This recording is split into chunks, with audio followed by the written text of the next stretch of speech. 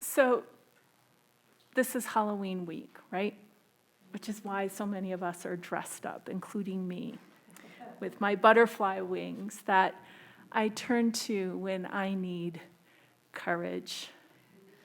I remember that I have wings somewhere in my office hanging up. But I want to tell you a story this morning about a time when I was really afraid. It was a long time ago now. I was quite small, a wee lass of maybe 7 or 8 years old. And I had watched a very scary movie. I probably shouldn't have been watching it, to be honest. But I was convinced that I was big enough to watch scary movies. And even at 7 years old, I was pretty stubborn. And what I didn't expect is that this movie would terrify me. It would terrify me so intensely that for days afterwards, I couldn't fall asleep at night alone in my room.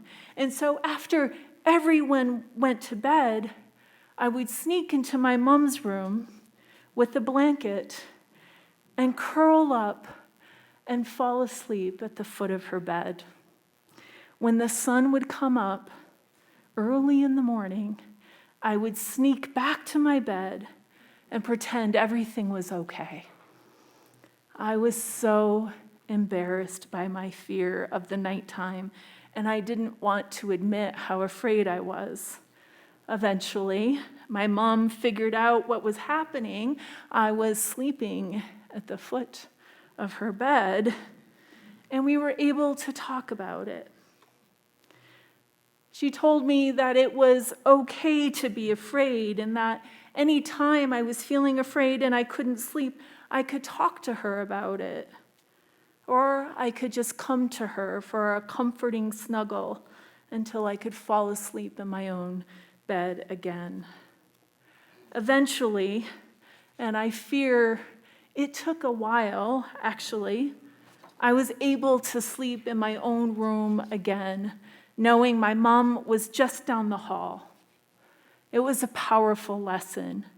It taught me that making friends with fear is easier if we don't do it alone. Having friends and people who love us makes it much easier to face our fears. It deactivates the power of fear to shape our lives, steeling us against the promise of change and uncertainty instead of opening us towards the flow of life. Buddhist teacher Pema Chodron, in her book, The Places That Scare You, A Guide to Fearlessness in Difficult Times, writes that nothing is static or fixed, that all is fleeting and impermanent. It's the first mark of our existence. It is the ordinary state of affairs. Everything is in process. Everything, every tree, every blade of grass, all the animals and insects, human beings, buildings, the animate and the inanimate is always changing, moment to moment. If we can make friends with our fears in this life that is always in process, we can notice that our fears are changeable too. And fear as a feeling can teach us about life and about ourselves. Some fears keep us safe. Some fears are portals to places of learning and discovery.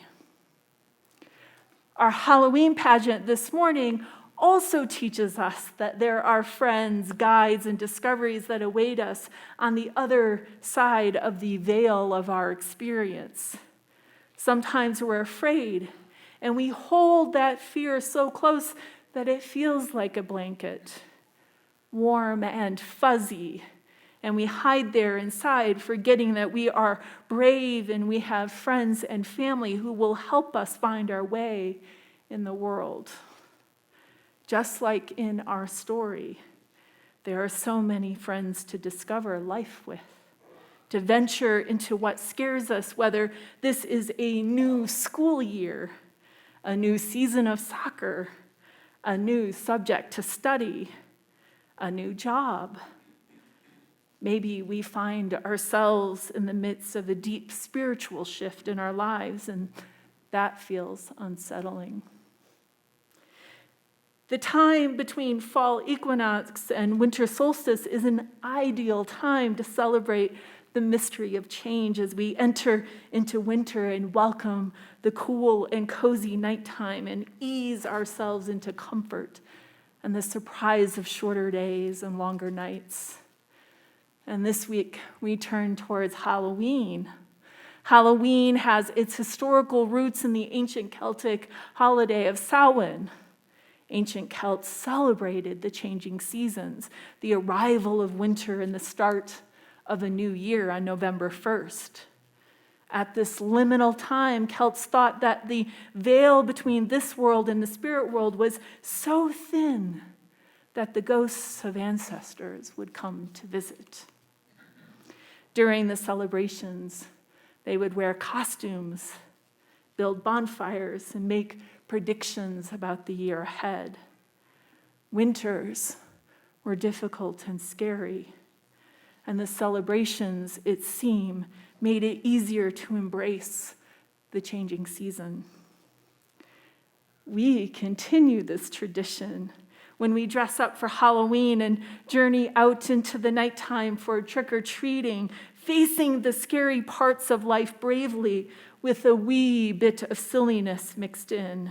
And we do this surrounded by friends and family.